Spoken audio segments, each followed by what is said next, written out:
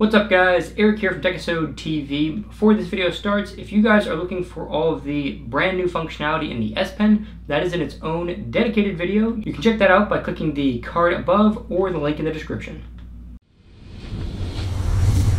Here it is guys, the Galaxy Note 9. This is the blue variant. Here we've got the S Pen right here, that vibrant yellow S Pen. In person, this is like a super bright yellow, very neon highlighter yellow. Feel in the hand, this thing feels really good. It feels very similar to the Galaxy Note 8. So I have the Galaxy Note 8 here, and very similar feeling. The edges are actually a little better on this. This is a bit more smooth over here, which is really comfortable, really nice. This one, you kind of feel the lip a little bit more. So I think definitely an improvement on overall feel. Not a huge improvement, but an improvement nonetheless. Flipping over to the back, we've got super smudgy phones. Flipping over to the back, you can see the different placements for the fingerprint sensor on the Galaxy Note 8. If you hold the phone like this is like how I normally hold the phone. If I turn it over, I do have to do a little bit of finger gymnastics to get up to hit that fingerprint sensor. I've gotten used to it over the past year, but it's still, you still got to do it.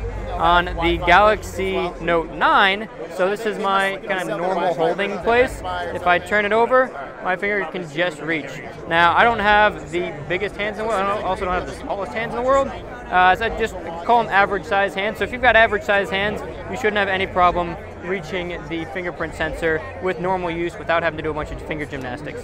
If you've got smaller hands, yeah, you're still going to need to reach up to get that. On the back here, you can see the difference in the two cameras. So you've got a dual aperture camera, and then you've got your fixed zoom camera as well. And then here, this is the Note 8, so you obviously just have the two fixed cameras, no dual aperture. That's why this opening is a lot bigger to allow for that dual aperture. Swiping through the camera modes here, they are all the same camera modes that we have on the Galaxy S9, so that's pretty cool. So let's give AR emoji a shot here. I'm going to go ahead and set one up for myself. Let's see how it looks. All right, get close, smile. All right, I'm a guy. Next. Wait for it. Hey, wow, they're being real generous on the hair on this one. This looks nothing like me. Maybe that was just a bad take. But the one on my Galaxy Note 8, or sorry, not my Galaxy Note 8, the one on the Galaxy S9 came out pretty good. So I'll have to put up a picture of that so you guys can see what that looks like. All right, so let's see how the face tracking goes here. All right, let's see. Hello, hello. Yeah, no, the mouth tracking isn't the best. Maybe it's because I've got a bunch of lights behind me, so that might be part of what the problem is. Just the backlighting might be messing with this a little bit. Obviously, I'm going to have to get a lot more in-depth with this once I get this device in hand and I can actually use a production model. And we'll take a much closer look at AR emojis and all of that kind of stuff too. All right, let's see if we can take a quick look at Bixby here. So I'm going to push this button. There's a cool little Bixby thing going on there, and Bixby is not available on this device. That's too bad. So we're going to have to wait until I get the official released model on August 24th, and then I can start taking a closer look at Bixby. But if you guys want to see some of the really cool stuff Bixby can do now, check out a video on my channel. I'll leave a link for you guys. I covered a ton of cool stuff on Bixby right there. Stuff that you probably had no idea you could do already on Bixby. So let's go ahead and take a quick look at the Edge panel and see what they got going on here. So I'm going to swipe in from the Edge here. And we've got two panels pre-installed, the Apps Edge and the People's Edge. These have always been here, so nothing new, nothing special about that. App pairs, that's been there since for a while. I think actually the Galaxy S9 was the first phone to have that. Let's go ahead and hit the settings gear and see what else we've got for options here, see if there's anything new. So it looks like so far everything here is the same as you get on like a Galaxy S9 and even the Note 8. Yeah, all these are the same. So it doesn't look like they've added any new Edge panels, at least not at this time. Maybe when the official release happens on August 24th, they'll push out an update and add some more options for you. But as far as Edge panels go, it's pretty much the same thing you're going to get on the Galaxy S9 and even the Galaxy Note 8. Let's take a quick look at multi-window, see if there's any new things there. They didn't say anything in the announcement, so I'm going to guess not. I'm assuming this is going to be the same as what you're going to get on the Galaxy S9 Plus and S9, and even the Galaxy Note 8 as well, and even some older Galaxy devices. And if you guys want to see a real in-depth video on multi-window and all the different things you can do, you'd be amazed at how much you can actually do. Most people think it's just for putting two apps side by side. There's a ton you can do with it. Definitely check that video out to learn what those things are. But let's take a quick look here. I'm going to tap this. This is the multi-window button here. And I'm going to open up the gallery. So I've got these two things open. Yeah, nope, these are all the exact same buttons. So if you want to see how all of this works, then definitely go check out that other video. I'll have a link down in the description. Okay, so one of the new features on this camera is that it can detect when there are flaws of some sort in the picture. So for example, if I close my eyes and take a picture, it's going to say someone may have blinked at the bottom there. So that's pretty slick. And then if, you know, maybe if you're kind of shaking the camera a little bit and you take a picture, it says shot may have come out a little blurry. So they definitely have some neat new little features there to kind of tell you right away if somebody blinked, because there's been a lot of times where I've taken a picture and someone blinked and I didn't realize it until like way after, and you can't retake the picture and we're at an event or something. So it'd be nice to get a notification right away that if I blink, if I have my eyes closed and I take a picture, that's going to tell me right away someone blinked. That's a really, really nice feature to have. The other thing that they have now, I can show you this in the settings here. If I scroll down, let's see where this is. So there's flaw detection, that's what I was just talking about. You can turn that off if you don't want to see those notifications. They also have Scene Optimizer. Now, it looks like Scene Optimizer may only work for the rear camera because it's kind of blurred out here. So let me go ahead and switch from selfie to the rear camera, and we'll go back into the settings here. Okay, so it looks like Scene Optimizer may only be used for the rear-facing camera. And so there's a little line here. If I tap this, then it shows me all the different scenes that I can detect. So if you're taking a picture of food, portrait, flowers, indoor scenes, that's actually good if it's kind of low light. Animals, landscapes, greenery, trees, sky, mountains, beaches, sunrises, and sunsets, water. Wow, there's a lot. Waterside, street scenes, night scene, waterfalls, snow, birds, backlit, and text. Oh, backlit's going to be real handy. To make sure that people's faces are exposed. If there's like the sun is behind them or there's a bright light behind them, that's going to be really nice to have that feature there for sure. I can't wait to really test this out, put it through its paces, and kind of see how it really fares with taking pictures of all these different things. And the way it works is it basically detects what you're taking a picture of, if it's one of these things, and then optimizes the color and brightness and all of those sorts of things to make it look like just to make the picture much better. But if for some reason you don't like what it's doing, you just toggle it off, and then you get full control over what you want to do. Speaking of full control, you do obviously also have a pro mode as well. If you want that full, complete control of all the exposure, all the settings, that is all here. And you can also change your aperture as well from f1.5, from f1.5 to f2.4. So those are the two apertures you get with this phone. Here's a fun thing, probably not too many people know about. If you swipe left and right, obviously you can zoom in, right? Pretty much everyone knows that. But did you know that if you swipe into the center, you now get a shutter button that you can just kind of move around the screen? And then if you tap that, you can take a picture, and if you don't want it anymore, you just swipe it back to the bottom and it's gone. So there's a cool little tech tip for you guys. If you guys want to see a bunch more tech tips like that, number one, check out my other videos, because I did a hidden cameras feature video on the Galaxy S9 Plus. This is going to have a lot of those same features, so definitely check that out. And if I find any hidden nuggets of goodness on this device, I'll definitely post a video with that as well. What's up, guys? I am back in the office now, and I'm just going to rattle through a bunch of these specs on the Galaxy Note 9 real quick. For starters, it has a slightly larger screen. It has a 6.4-inch screen versus a 6.3-inch screen on a Galaxy Note 8. The battery has been bumped up to 4,000 milliamp hours, up from 3,300 milliamp hours on the Galaxy Note 8, which is a much needed improvement because my Galaxy Note 8 does a decent job making it through most days, but doesn't make it through every day, if that makes sense. Some days there's just too much usage and it can't make it through the day. So an extra 700 milliamp hours is gonna go a long way. It gets the cameras ported over from the Galaxy S9, so you get that slow motion recording and the dual aperture lens, which is pretty cool. And it comes in 4 colors: midnight black, metallic copper, ocean blue, and lavender purple. Now, only the ocean blue and lavender purple are going to be available in the US. There are 2 variants of the Galaxy Note 9 that you can get in the US. You can get a 128 gigabyte version, which is double the storage of the base model from the Galaxy Note 8. And you can also get a whopping 512 gigabyte version of the Galaxy Note 9, which is insane. That's the one I got because the second part of that spec is the RAM. So the 128GB version only has 6 gigs of RAM. I say only, I should probably put that in parentheses because 6 gigs of RAM actually goes a really long way. You should check out my Galaxy Note 8 speed test videos. But the 512 version comes with 8 gigabytes of RAM. That's insane. Now, it's not the first phone ever to have 8 gigabytes of RAM on it, but the fact that you should get a Note device with 8 gigs of RAM and 512 gigabytes of storage, that's insane. That's super awesome, and I'm really excited about it. That's the variant I ordered, so I got that in blue, and I'll definitely be doing some speed tests when I get that device in. Samsung's also going to be releasing a 512GB micro SD card soon that the Note 9 is going to support. So if you get the 512GB version of the Galaxy Note 9, you can get this 512GB version micro SD card,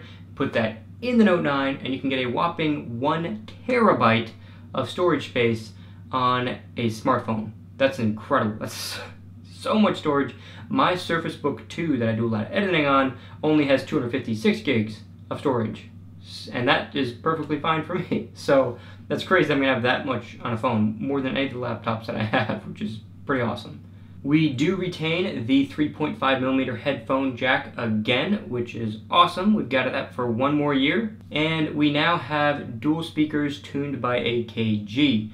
Now, the dual speakers on the Galaxy S9 and S9 Plus were actually really good. I thought they were pretty decent.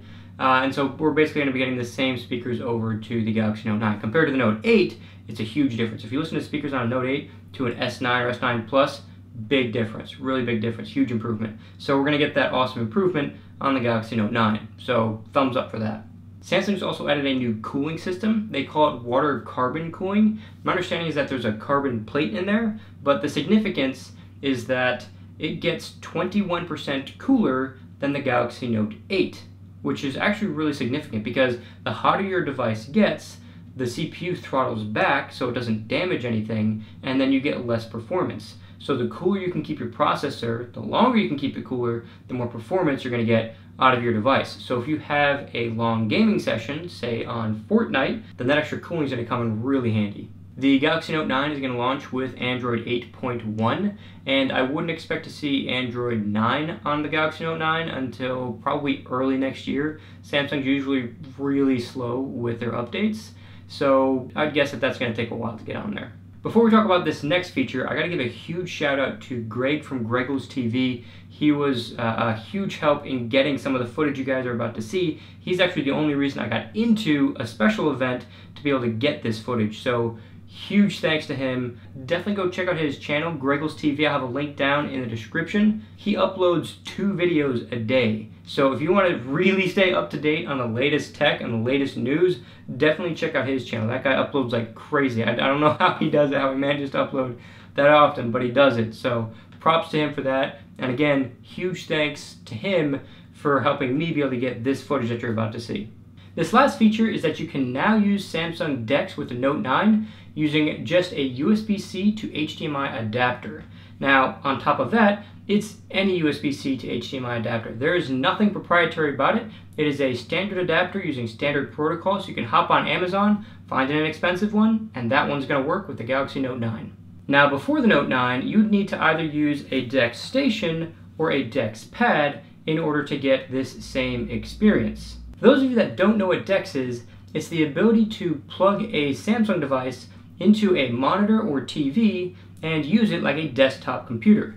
So what it does is it gives you an interface that looks very similar to, say, Windows 10, where you get a start bar, you get folders where you can drag and drop from one folder to another, you have multiple window support, you have an actual desktop where you can put a bunch of icons for opening applications or shortcuts to videos or folders and a bunch of other things, and you even get full Microsoft Office if you pay for Office 365, and a full desktop-style web browser. Now, since you're going to be plugging in with a USB-C to HDMI adapter, there's really nowhere else to plug in a keyboard and mouse unless you use a Bluetooth keyboard and mouse. So to get around that, Samsung has made their smartphone into the touchpad, and it works just like a touchpad that you've used on any other laptop. So you can scroll around to select things, you can scroll up and down windows with 2 fingers, you can pinch to zoom. All the things you can do with a regular touchpad on a regular laptop, also works on Samsung DeX. Now, the Note 9 wasn't the first Samsung device to have this touchpad feature. The Galaxy S9 also had this when Samsung launched the DeX Pad that I showed you guys a minute ago. But what is new is that instead of being locked into this touchpad interface, you can now swipe up from the bottom of the phone, tap the home button, and go to your regular home page and do whatever else you want to do on your phone while you're still connected to the desktop experience.